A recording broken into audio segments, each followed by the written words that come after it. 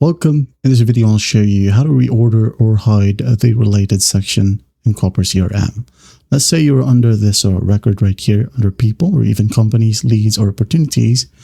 Let's just go ahead and select a data from here.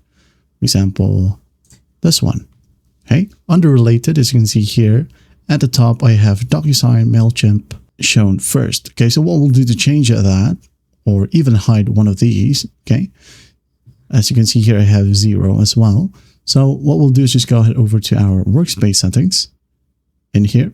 Now let's go ahead and find customize, okay? This one right here in this panel, customize. Click on related section. Wait for it. Now let's go ahead and select the correct record. As I've shown you earlier, we are working with a people right here. Now what we'll do is you can see DocuSign and MailChimp is at first. So let's just go ahead and move it right here at the very bottom, just for you to see.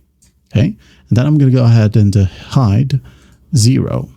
Okay, if you want to add that back in the future, just click on this plus sign.